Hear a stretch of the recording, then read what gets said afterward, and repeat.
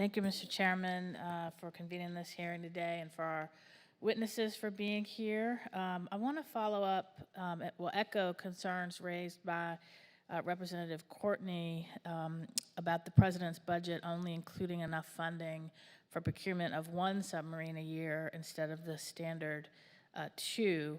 The Pacific Deterrence Initiative was established in the fiscal year 2021 NDAA to enhance U.S. defense posture in the Indo-Pacific region by modernizing and strengthening U.S. armed forces, improving logistics, and building our cooperative capabilities with allies.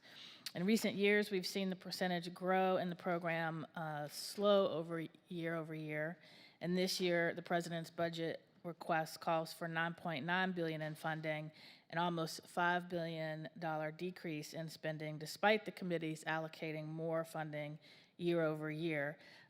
Can you, Secretary Ratner and Admiral, explain the decision to request a cut in funding here, and does the PDI have everything that it needs to be as effective as possible?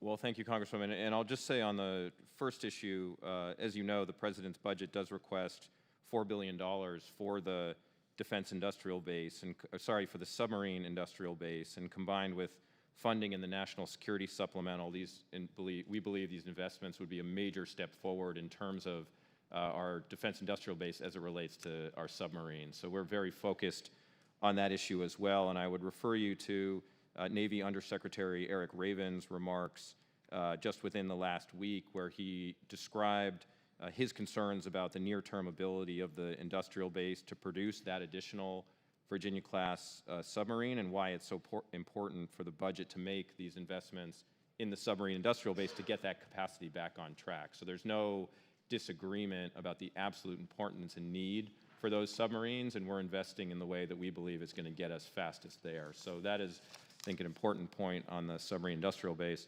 On the Pacific Deterrence Initiative, the President's budget seeks $9.9 billion for PDI, which is consistent with the request last year. So I'm not tracking from the administration a cut to PDI funding, and we're making major investments in military construction and missile defense, exercises and training, cyber capabilities, and a number of other important areas with allies and partners, and we really thank Congress for its leadership in creating that initiative. So to be clear, you think the $9.9 billion provides you everything you need for the PDI to be as effective as possible? Congresswoman, the PDI is simply an accounting mechanism based upon a rubric that Congress established. It by no means represents the totality of the administration's investments in the Indo-Pacific, nor as it relates to major security challenges like the PRC and the DPRK. Thank you. That's a helpful clarification.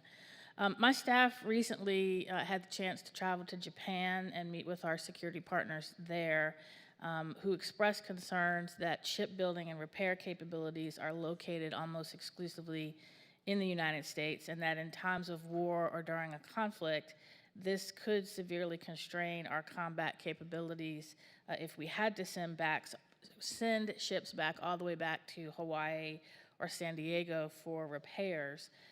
Could you give a sense of your assessment of the risk here and what the department and the administration are doing to ensure we have robust repair capabilities available in the Pacific if a conflict should break out? Well, thanks, Congresswoman. So if we get to crisis or conflict, I certainly don't want to send the ships all the way back to the United States to get fixed. Those ships that are forward stationed in Japan are repaired in Japan, but having a more set of options for the maintenance and support and sustainability of the force, no matter where it comes from, so that it stays forward and can deliver the deterrent effects we're working towards, certainly would be a positive way forward, I believe. Thank you. And this one you probably won't be able to answer, but I'm going to ask it, and if you could provide something for the record later. If you could give some, help us understand how operating under a CR for the past 6 months has impacted readiness and procurement for your operations in the Indo-Pacific, that'd be very helpful. And with that, I yield back. Gentlelady's time has expired. Chair, and I recognize